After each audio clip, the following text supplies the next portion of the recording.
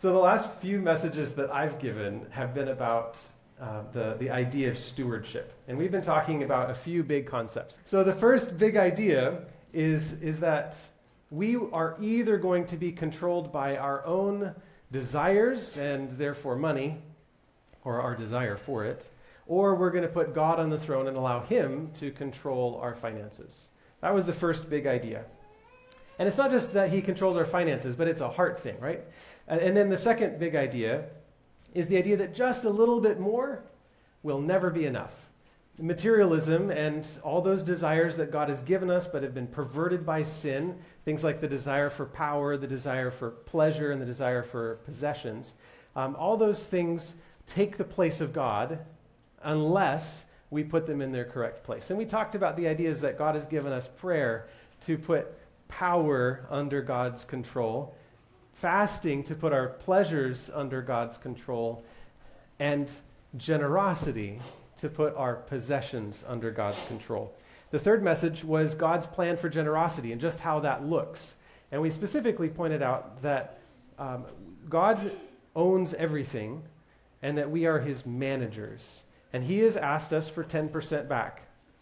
Not because we're giving him 10% of what's ours, but because we're returning 10% of what's his that he has given us to manage.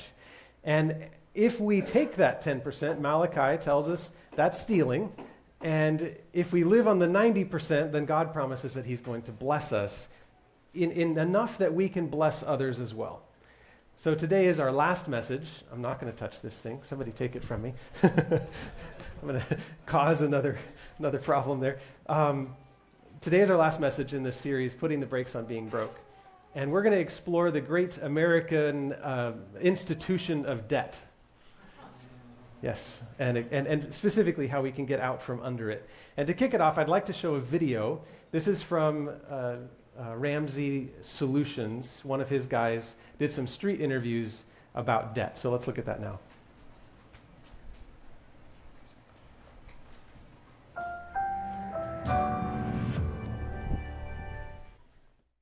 What's up, guys? George Camel here, and today I'm hitting the streets of Nashville to talk to total strangers about their debt. Real people, real debt, and potentially real awkward. Because here's the thing, 77% of Americans have some type of debt, and they're walking around like it's no big deal. Let's hop in. Tell us, how much debt do you have? A lot. Can you give us a number, a ballpark? Probably like 90. 90,000 total? Total, Break it down. What kind of debt do you have? So student loans, and then a car, that's technically a debt. Yeah, how much left on the car loan? Well, I just bought a Mercedes, so... Woo! So it's a lot. Okay, can you tell us, I'm just curious what a Mercedes costs these days. Well, I got a used one because I'm that rich. So Okay. my used one might have ran me like 48. Okay, and most of that's on the loan? Yes. And then you Because got- I didn't put nothing down. I just drove out the lot. How much debt do you currently have? Probably enough that I shouldn't be on this trip. Oh, you're like, this was a mistake to go on vacation while I'm in crippling debt. Not a mistake, but I probably should not have done it. Okay. You keep using the word. I don't think it means what you think it means. So where are you from? Montreal, Quebec. Montreal. Okay, so let's talk in Canadian dollars. How much debt do you have in Canadian dollars? 15,000. 15,000. Okay, I'm going to crunch the numbers in my handy-dandy calculator. So that's about $11,000 in USD. Better in US. It does sound better. Welcome to America. How much debt do you have in Australian monies? I think about $7 grand. Okay, and you? I have a bit more. I've got like almost 90 grand in student debt and then probably not quite 50 in car debt. So you got a total of like 140 grand or something? Well, yeah, when you put it like that. Oh yeah, when you add it all together, are you stressed out about it? Not really, because it's in Australia, it's pretty easy to manage student debt. What makes it easy to manage? What does that mean? Well, there's a lot of government assistance when it comes to student debt. So there's a thing called HEX and a thing called HELP. That just lowers your payments though, right? Slightly. They're not like forgiving the debt. No. Doesn't the interest keep accruing though? It's no to low interest, yeah. I think it's zero interest. So, Most people die with the HEX debt. yeah. Yeah, who's paying off this debt? The Australian taxpayers? Yep. I Okay. think so. That's my understanding. Yeah. Yeah. So No. me, again. Sounds like they read the American playbook, baby. Greatest country on the planet. Tell me, ma'am, how much debt do you have? Zero. I have no debt. What about a mortgage? No mortgage. When did you become debt-free? November 2023. Congratulations. Thank you. What got you on this journey to get out of debt and stay out of debt? Following Dave Ramsey. A woman after my own heart. So how much debt did you have? So, including the mortgage, I started with probably $450,000. Wow. How long was the total journey? About 11 years. Wow. So you cleaned up almost $500,000 in 11 years. When you say it like that, I feel pretty good. You should. What would you tell all these other people that are in crippling debt out here? Live on less than you make. Follow a budget. Make it, follow it, and be consistent and stick with it. Learn to say no to yourself and to others who are asking you to do things that are not in the plan. So much wisdom and so much joy. This is what debt freedom can be for you. Okay, I want that. That's what I want. 77% of Americans are in debt. That means something like 3 out of 4 of us families in this room probably have debt, which means that 1 out of 4 doesn't, which is fantastic. If you are in the situation where you don't have any debt like that lady there at the end, then congratulations for you. Stick with us still. You don't have to leave yet. We're going to talk about some biblical mindset about economy, not just debt. And we're also going to talk, for those of you, the 3/4 of us that are still in debt in some way, we're going to talk about how to get out from under it. So the story of debt in the Bible goes all the way back to the time of the Israelites. They're about to come into the land. So it's Deuteronomy specifically we're going to look at, but also Leviticus. They're coming into Canaan, the promised land, and God's going to do some things for them. Show that picture, the next picture on the slideshow. This is a modern picture of Israel, but you can just imagine, picture in your mind, the place that these people are going to live. And there's, all the benefits and all the challenges of a land that is kind of dry. God promised that he would give them rain, and God promised that he would, make them productive and all that. But they get this property that they have to do something with, and they're going to have to dig in and figure it out how to be good farmers in order to survive. Now, God had them divide up the land into 11 sections, and each of the 11 tribes got a section of the land of Canaan, the promised land. And there was one tribe that didn't get any land. Do you remember who that was? The Levites. Very good. You guys know the story well. The Levites got cities scattered all throughout the tribes, and those that did get land were to divide up the land according to families. And each family would get a plot of land, and that would be their plot. Now, if you end up with more families in your tribe, what do? Well, you go take some of the land from the lions and from the Philistines, and you expand towards the Mediterranean or down towards the Nile. In fact, God promised that if they followed his plan, that they would own the land from the Nile all the way up to the Euphrates, from the southwest all the way to the northeast. And they would control that whole swath of land. What we know today as the Fertile Crescent would have all been Israel if they had followed God's plan. But that's another story. That's for another sermon. Today, turn to Deuteronomy chapter 14, and we're going to look at kind of how God talked to them about what they should do while they were on that land.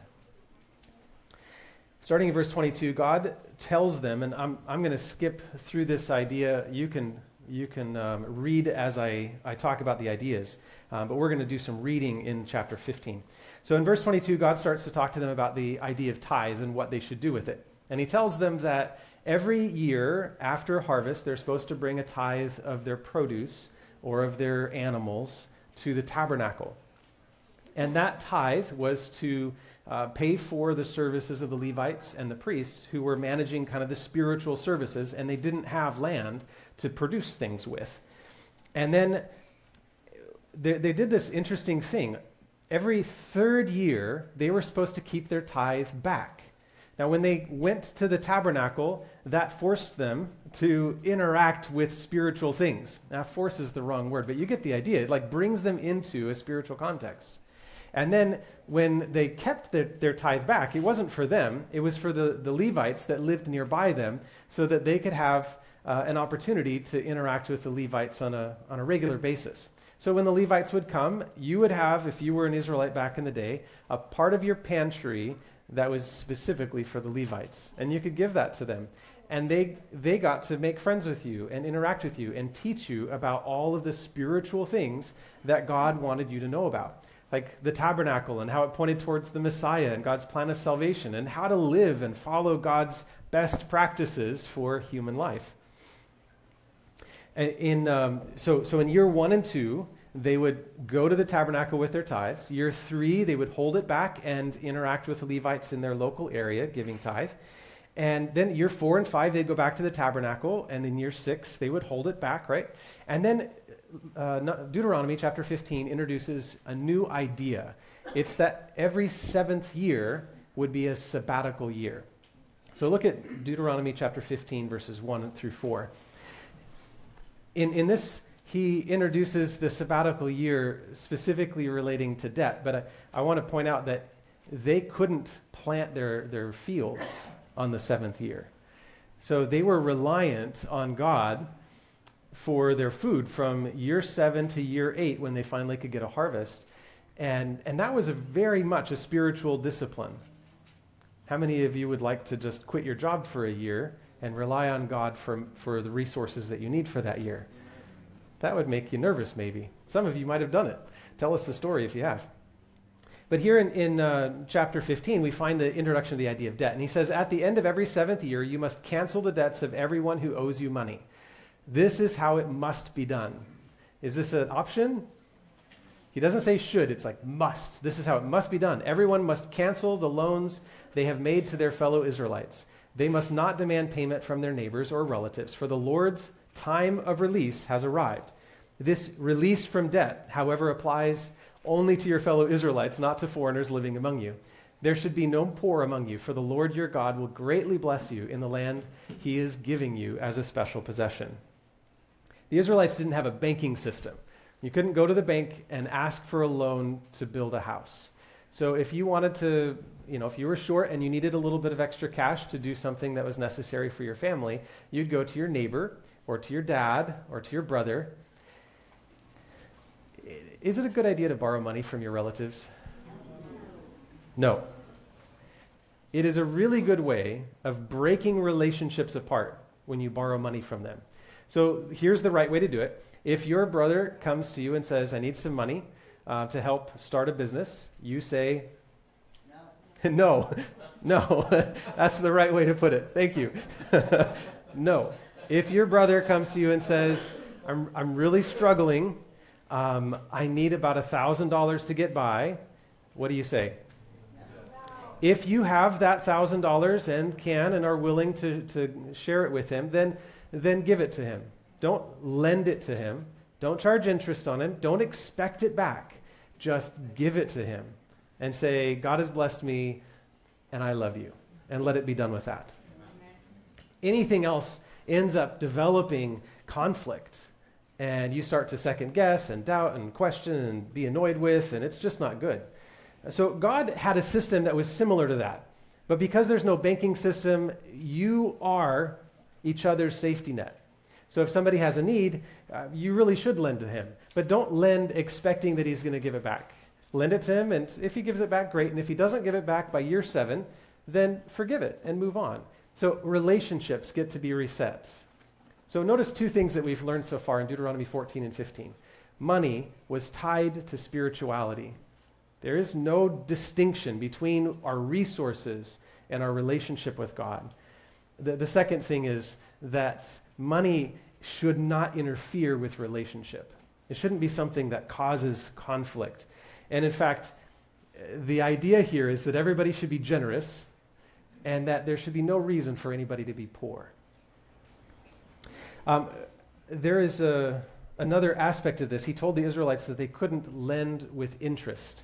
So if you lent $1,000 to somebody, how much should they pay you back? Not more than $1,000. No interest. You should never use your money, or your relative's need to make money for yourself. The Bible calls it usury. We call it interest today. Is it bad for the bank to charge interest? Nah. but you shouldn't charge interest of your friend or your relative. Now, let's say that you loaned a person $1,000 and it's year 2 of the 7-year cycle, and you hope they'll pay you back, but year 3 comes and they haven't paid you back, year 4 comes and they've got a few $100s paid back, year 6 comes, they've got $500 paid back, and now it's year 7. What do? You write them a little note and you say, brother or sister, I love you. God's provided abundantly for me, so you don't owe me anything more. Right? Isn't that that'd be a nice note to get. But some people would take advantage of this, wouldn't they? Some people would be like, I just don't want to pay it back. You're going to have to forgive me in year 7, so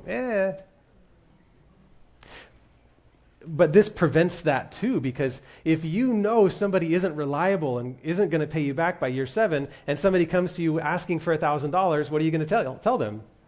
No. I'm sorry, can't give it to you. So it kind of prevents people from getting into debt that they can't afford to pay back, and it prevents relationships from breaking down. In Deuteronomy chapter 15, verse 7, he adds this point.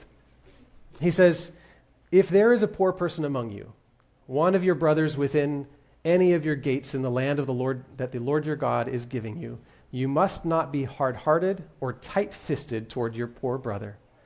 Instead, you are to open your hand to him and freely loan him enough for whatever need he has. We might need to just sit on that for a minute. Is that the culture we have today? No. We are independent people, and our tendency is to look at somebody and say, nah, I don't trust you. You're not going to give it back to me, so I'm not going to give you what you need. And these two truths need to exist together at the same time. One, responsible giving and loaning, right? And the other is generous, even to a fault. Both of those have to exist together, and God tries to make that happen in this 7-year cycle. It's a loan, but it's not for your financial gain. That shouldn't be part of it. Greed is never part of the story with money. They should repay it as much as possible, but if they can't, you're not going to hold it against them, and you're not going to look down on them for not being able to do it. Can you see the wisdom in God's economy? What would be different in our economy if we treated money in this way? If you go back to Leviticus chapter 25, you'll find that God talks about another type of sabbatical year. He calls it the year of Jubilee. So after 7 cycles of 7 years, you end up with a year, the 50th year, that he calls the year of Jubilee. And there's a few things that happen on the year of Jubilee, but let's turn to Leviticus chapter 25, verse 13, and read just a little bit about it and how it relates to land. In this year of Jubilee, each of you will return to his property. If you make a sale to your neighbor or a purchase from him, do not cheat one another. You are to make the purchase from your neighbor based on the number of years since the last Jubilee. He is to sell you based on the number of remaining harvest years. You are to increase its price in proportion to a greater amount of years and decrease its price in proportion to a lesser amount of years, because what he is selling to you is a number of harvests. You are not to cheat one another, but fear your God, for I am Yahweh, your God. And then verse 23, the land is not to be permanently sold, because it is mine, and you are only foreigners and temporary residents on my land. Anybody own property here? The correct answer is no, you don't. You're leasing it from God. That's the answer to that. There is something about this that's really important for our hearts. We have this independent, I'm in charge, it's my property, it's my money, don't get in the middle of my stuff, right? I was just talking with somebody this morning during Sabbath school about the idea of ownership and like living right next to mom and dad and things like that. And there is this sense of independence that we have here in the United States. There are some cultures that have intergenerational relationships where one house provides for many generations of a family, and they don't treat it in the same way that us westernized Americans do. God wants us to know that we don't own our stuff. And that's really, really good for our hearts. When we realize that God owns it, then we can trust him. So what happens when the thing that God owns is no longer available to you. Is that a problem? You lose your house, right? Is that a problem for God? Not at all. If he's your provider, then he has a solution for you, right? Obviously, you should manage his resources well, but it's not yours to cling on to and be worried about. Now, let's say in this environment that you were to have some extra cash and you wanted to increase your business. Some of you are business owners and you know what this is like. You're looking at how do you invest in growing a business. So let's say you have extra cash and you want to grow your business and you need more land to do that. Well, somebody who needs the cash could sell it to you, but they're going to sell it to you based on how many years are till the year of Jubilee. So if it's 30 years till the year of Jubilee, the price is this much. If it's 10 years, the price gets cut down quite a bit. And we call this today a lease. Instead of selling the land, we lease the property for a period of time. What does this mean for a family? In today's world, you could get lots and lots of money and pass it down to your kids, and they could take that money and they could invest it in businesses, and they could put it in the stock market, and they could buy large swaths of land and hire people to work it, and the money would earn money for them. They wouldn't have to do much of anything because you have given them generational wealth. It's an incredible gift to be able to give to somebody, but so many people in our world today give the opposite. They give something called generational poverty. They don't have the knowledge, they don't have the resources, and what they pass down to you is a lack of knowledge and a lack of resources. And so it's very hard to step out of poverty into wealth. You could obviously lose your wealth if you're stupid, but it's easy to keep your wealth if you have it because your money can work for you. But back in Israel's time, they had mechanisms to prevent that generational wealth from accumulating and the generational poverty from progressing and getting worse. So every 50th year, the land that you've leased, if you were that wealthy guy that did a good job at his business, it would go back to the people you bought it for, so they can take that land and do something good with it. And you can keep all of the resources that you earned while you were working that land, but your business would kind of be reset to neutral. And if you were the one that whose dad sold the property during his time of business, and he wasn't that great of a business person, on the 50th year, you get the land back and you get to try again. And maybe you can manage it better than your dad did. So you get this national reset of the economy. What do we call that? Redistribution of wealth? We don't really like to talk about that, especially in more conservative areas. But the Bible doesn't care if you're conservative or liberal. This is God's mindset for the economy. We can't do that today, can we? It just doesn't work that way. Our laws aren't set up this way. Our systems just don't work. But God's mindset was reset debts every 7 years and reset property every 50 years. And this will allow the situation to be such that there is nobody that's poor. Let's go back to it. Deuteronomy chapter 15, verse 4. God said this, just to remind you of that text. There should be no poor among you. How many poor? No poor. For the Lord your God will greatly bless you in the land he is giving you as a special possession. Debt makes people poor. Now, sometimes we look at debt and we think that it's a good idea. Like, if I had this nice car, then my life would be better. If I had this nice house, then my life would be better. If I had this whatever, fancy shoes or amazing whatever, pool, this pool. If I had this thing that I don't have cash for right now, my life would be better. And so we swipe our credit cards and we sign our life away for that car loan, and we end up in debt. And guess what? You have the nice thing, the pool, the car, the whatever, but it's really not yours. What you really have is slavery. You are a slave to the one you owe money to. And your money isn't yours. Every paycheck you get belongs to them until you've paid them off. Now, they're nice, and they let you keep a little bit of your paycheck, and they have minimum payment requirements because they really like the interest over a long period of time. And that just means that the thing that you bought for $10 really costs you 15. Or if it's a house, the thing you bought for $10 really costs you 35, because interest on homes over a 30-year period is really high. The Bible has a lot to say about debt. We're going to run through a few verses here. We're going to start with Proverbs 22, verse 7. And it's the thing I already said. Debt makes you a slave. You're in bondage. Just as the rich rule the poor, so the borrower is what? Servant to the lender. In James chapter 4, we find that debt makes you think that you're a prophet. It presumes on the future. Look here, you say, today or tomorrow we are going to a certain town and will stay there a year. We will do business there and make a profit. How do you know what your life will be like tomorrow? Your life is like the morning fog. It's here a little while and then it's gone. What you ought to say, we'll go to the next one.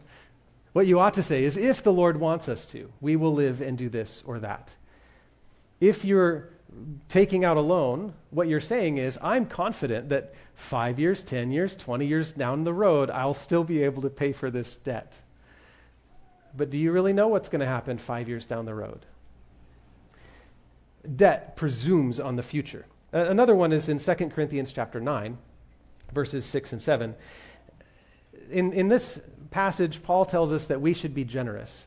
He says, remember this, a farmer who plants only a few seeds will only get a small crop, but the one who plants generously will get a generous crop.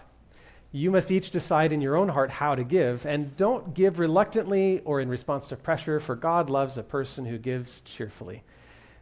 It's just a good principle, give. But if you're in debt, you don't have the freedom to give. So debt limits your generosity.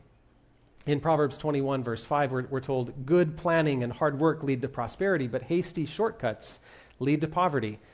Debt is a hasty shortcut, and it leads to poverty. In Romans chapter 13, verse 8, we find, owe nothing to anyone except for your obligation to love one another. If you love your neighbor, you will fulfill the requirements of God's law. God invites us to only owe debt. I mean, the only debt we have is to owe love to our neighbors. And then in Psalm 37, verse 21, we find that the wicked borrow and never repay, but the godly are generous givers, which suggests that not only do the godly pay back their loans, but also they give beyond that. If we go into debt, God says pay it back. It's not an option for a Christian to get out of a loan. Pay it back. It is your responsibility. Now, there's a guy that you heard in the video at the beginning, Dave Ramsey. You guys know Dave Ramsey? Yeah, this is not a new character. You're familiar with the guy. He is very strong about his opinions about money. Anybody listen to Dave Ramsey's show? Yeah, and he doesn't pull any punches, right? He says it like it is. I want to emphasize that he's not a pastor. He is not a theologian. He's not a prophet, certainly. But he does read the Bible. And some of these principles about, the Bible has a lot to say about money. And some of these principles he has applied and succeeded in his life. And he's got some principles that he likes to share with other people. His company is called Ramsey Solutions, and it's kind of a business. He makes money on it. And it's also a ministry. There are 7 principles that I'd like to share that he gives that are helpful for us as we think about money. And the first one is one we've already looked at. God owns everything. Psalm 21, verse 4 reminds us that the earth is the Lord's and even the people in it are his. Matthew 25 is the parable of the talents and how God, the owner, gives the managers these resources to manage. And I think the main principle here is that we view money as a responsibility from God, not just as the thing that we get to do whatever we want with, but something that we owe God to manage well. We also should be thinking that this is God's resource. Let's plan carefully, not just spend emotionally. The second point is that we should live on a budget. Now, Proverbs 27 says, know well the condition of your flocks and give attention to your herds, for riches do not last forever, and does a crown endure for all generations? The implication is no, plan well. And if we make a plan, a budget, we write it down so that we know what our expenses are and what our income is and where every dollar is going to go. well, then we're going to be much more likely to succeed in life. And if we don't know where our money is going, then it's often going to go places we wouldn't have sent it to if we had planned. Luke chapter 14 says, "For which of you, desiring to build a tower, does not first sit down and count the cost, whether he has enough to complete it?" Now, some people have enough money that they don't think about this. They can just spend money however they want, and they just keep getting more of it, or they have plenty in the bank. If that's you, then more power to you. Have fun with that. For the rest of us, we need to sit down and we need to track our income and track our expenses. You should know every dollar coming in, and every dollar should have a job. The way this works is to make sure that everything that comes in has a spot to go. This one goes to pay for food, that dollar goes to pay for the mortgage, this dollar is for utilities, and that dollar goes to savings. Everything should have a place. And then when you have a plan, spend intentionally. I have a friend, Matthew, and Matthew, his mindset was, if I want something, I need to do the research, think about it, make a decision, and then set it aside for a week or two. If I still want it after I've sat on it for a while, well, then maybe it's legitimate. He was trying to make sure that he didn't ever spend simply out of emotion. The third point is to avoid debt. We've talked a little bit about some of the Bible verses about debt. Ramsey points out that debt enslaves you, that it prevents generosity, it increases your risk because you can't predict the future, and it transfers future wealth into somebody else's pocket. He advises to completely avoid credit card debt. His suggestion is, if you have any credit card debt right now, and take your credit cards out of your wallet, take your scissors from your drawer, and cut up your credit cards and throw them in the trash. Pay off the rest of the credit card debt, but you never add more to that. Now, I would suggest that you'd also need to go to your Amazon account and delete that credit card from your, wherever that card is automatically taking, payments. Delete it from those places. Don't add more debt. He suggests that we avoid car loans. And instead of paying a car loan today, what he suggests we do is drive a beater today and then pay the car loan value into a savings account so that later you can buy a car that you'd like. And he says be cautious with mortgages. It's usually better to buy than to rent, because instead of paying some landlord, you're paying your own equity. But if you can't put a down payment significant enough to get a loan for that particular house, then you can't afford that house. The best down payment is 100%. If you can't do 100%, 20% is really ideal. And if you can't do 20%, you probably can't afford the house. So live meagerly, rent the cheap place where you're sleeping on top of each other and you don't have much room, and dump a bunch of extra money that you can, whatever you can put together, into a savings account that will allow you to get that 20% down payment on the house that you'll like. And that doesn't feel good in the moment usually, but that's wisdom, and it's a good thing to pay attention to. Also, don't get one of those adjustable rate mortgages. If you can't afford the house with the shortest loan term possible and 20% down payment, then you just can't afford the house. Buy something smaller, downsize. He also suggests to limit student loan debt. There's a point at which student loan debt is appropriate. We need to get an education. People who have a bachelor's degree earn considerably more over a lifetime than somebody who doesn't have a bachelor's degree. Master's is even more, doctorate a little bit more, unless you're like one of those real doctors that do surgeries and stuff. They make a lot more than a lot of people. But if you are going into a college experience where you're going to dump in $150,000 in debt, and you're going to earn an average wage like everybody else that didn't go to college, that's probably not a wise investment. So avoid those debts. Don't ever get into debt for living expenses. Go to your uncles and your aunts and your grandma and grandpa and you beg for the money from them for college. And just so that this is out there, Our kids need strong education. I would even say Christian education for preparing them for their life. We should make that possible any way we can. So if you have a relative that's needing to go to college, if you can pitch in even $100 a month, boy, help them stay out of debt. It's going to be one of the best gifts you can give them.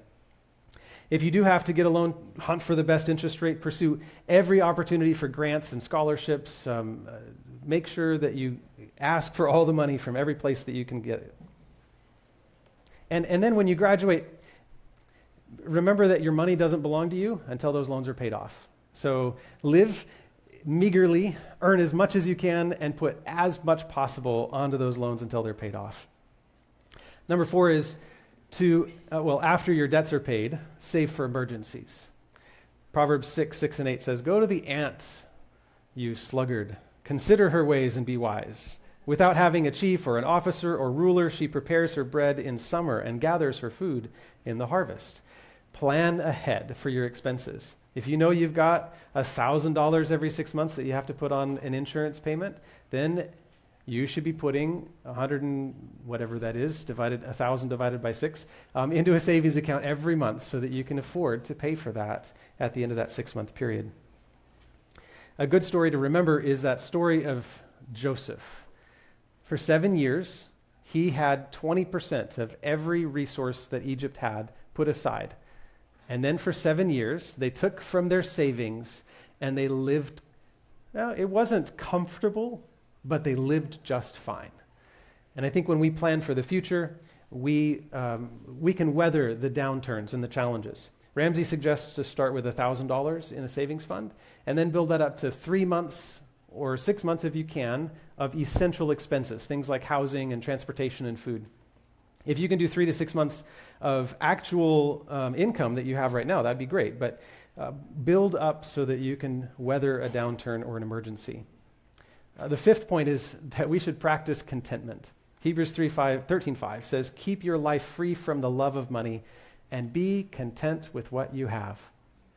When we look around at other people and we're like, "Oh man, that guy has such a nice car. I wish I had a nice car." Guess what the Bible calls that? Not contentment. Covetousness is really the word, right? That's one of the 10 commandments. Don't do that. It's best if we look at what we have and we say, "Thank you, God. This is good enough."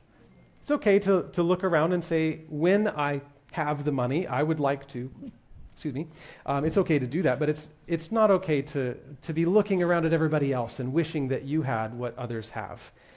Avoid comparing yourself with others. Point number 6, give generously. Malachi 3:10 reminds us that God's tithe is his. We don't have that as an option. We can't keep that and use it ourselves.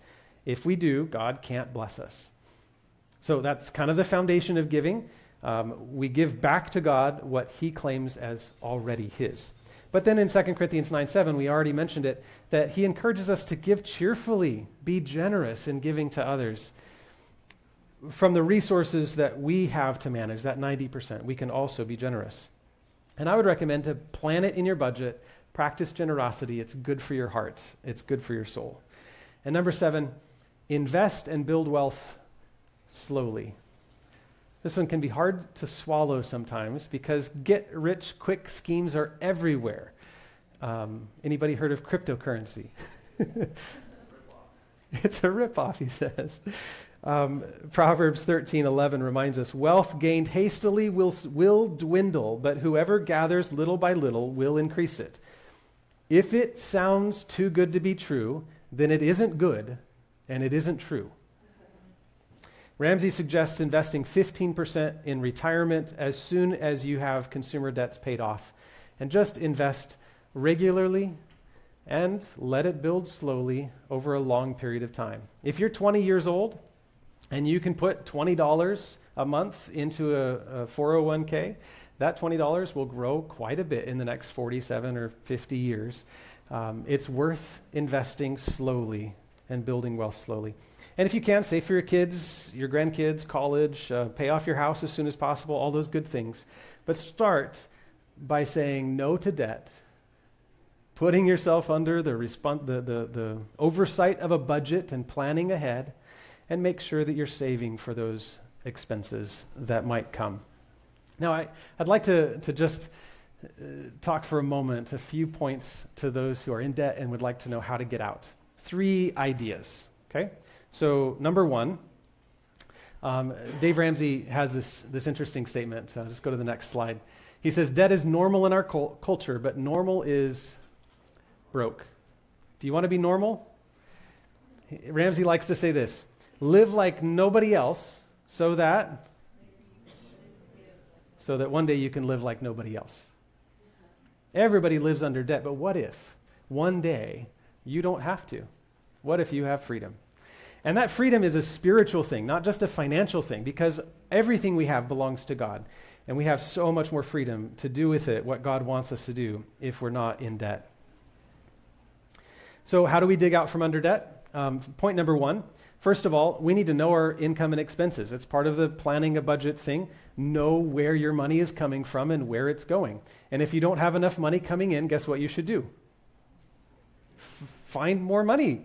It's possible that you get a second job, do a side hustle, maybe do a little bit of training, get a better job, look around. Like, there's ways to find, to increase your income.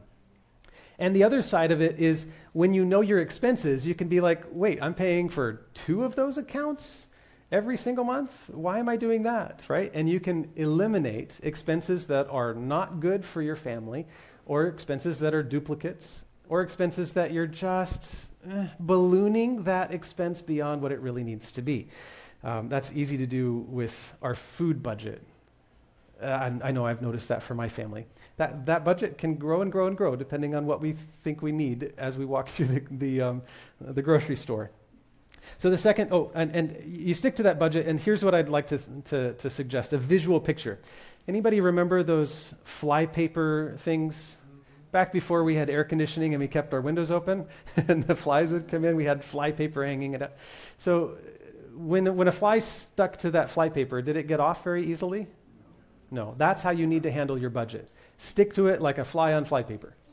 Second, stop taking on new debt. Just say absolutely no new debt. It's easy to make up scenarios where you just need it now. I need to have it now. Earlier on in this sermon series, I talked about my desire to replace my wife's car. Her car's working fine, and there may be a point where we decide that we're going to replace it. But I think it's important that I don't look at that as I need a car now, and I need that fancy car now, and let me take out a loan. It's not going to help our family if I do that. And whatever new car I have will not be a solution to the problems that only God can solve in my heart, right? Live on what you have. Don't take out a loan. Third, employ the debt snowball method. You might know what this snowball method is all about, but let me just describe it for you. It goes like this. Make a list of all the debts that you have from the least to the greatest, the smallest to the biggest. Not the greatest interest to the least interest. That doesn't matter. The least amount of money on the loan to the most amount of money on the loan. And then do whatever you can. Make a little bit of extra money. Take something out of expenses that you don't need to spend on something else and put it towards that loan. The first loan on the list. If you owe $100 a month on that loan, then put 110, 120, 150, whatever you can put on it. And just put that on the loan every month until it's paid off. And as soon as loan 1 is paid off, take the $110 that you were paying towards that and add it to whatever you're paying for your second loan. And then when that's paid off, take the amount from debt 1 and debt 2 and then apply it to debt 3. And so now you're rapidly paying off the third loan. It's tempting when you pay off a loan to say, I've got extra money to live on. I don't have to pay that $100 anymore. No, until you've got all of your debts paid off, all of that money that you're paying towards loans should stay paying towards loans. Don't live on it. And when it's all paid off, then that is a free life. That is a wonderful experience. Wouldn't it be nice to do that someday? The fourth principle is start now. Don't wait till you have more money. Start today. And when you solve the problem today, you'll be solving it tomorrow and the next day, and pretty soon it'll be done. It will be completely over. Proverbs 14:23 says, "Work brings profit, but talk just leads to poverty." Don't talk about it. Put it into practice. Get it done. Now, the last few minutes I've been sharing some sound biblical financial principles, some good ideas. I am not a financial manager. My personal finances are not the picture of perfection when it comes to how you should manage your money. And we haven't talked about things like cryptocurrency and financial markets and business management and things like that. That's not for me to do. What I want you to grasp is that this is a very spiritual thing. It's not a secular conversation. It is something that's intimately tied with your walk with Jesus. But if you do need some financial advice, there are some good resources. I'll give you two. The first is Ramsey Solutions. Go ahead and advance the slide there. You can go to one more. There you go. I believe it's RamseySolutions.com, and there are a lot of free resources that they provide for anybody who's trying to calculate the debt snowball and things like that. And they also have a link to Financial Peace University. I'd recommend that you go to do something like that, and then this fall, host a small group with Financial Peace University so others can join you in the process. There's another resource, and it's called Crown Financial. Crown Financial Ministries offers an online course. Financial Peace University is an in-person course, and the online course from crownonline.org is a little bit cheaper, and you can go through right now at your pace. So good resource. They have the same principles, and I'm not here to promote Ramsey or Crown Financial like that. I am only here to promote the biblical principles that they encourage us to follow. So in conclusion to this conversation about debt and about putting the brakes on being broke, I just want to underscore something I said a few weeks ago. God is not a micromanager. He gives us resources to manage, and each of us have our own desires and our own way of looking at life and our own interests, and he loves that, and he encourages us to express that in how we manage the resources he gives us, which means there is no need for any of us to look at somebody else and look down our nose at them and like, oh, they just bought a new car. Like that's fine. Let other people manage the resources that God gave them with the skills and capabilities that they have. So the point of this conversation isn't judgment. It's not to second guess your choices. It's certainly not to make you feel guilty. But the point is that we need to explore and understand the motives of our hearts, and that we need to have faith and trust in the God who's promised to provide for us. If our strength is in the stuff that we have, if we find that our problems are solved by the money we have, then we are on very unsafe footing. But if we can have our foundation, our strength in God, then he can trust us with those resources too. We need to put God on the throne of our lives. We need to live as managers of his resources, and we need to be content to live within the means that God has given us. If God gives you more, you don't have to grow your expenses, right? Live within the means that God has given you, and give generously and trust that God will provide for all your needs. He promises that if we do this, that we won't be broke. In fact, we'll be so blessed that we'll experience peace and joy, and we'll even have the ability to help others.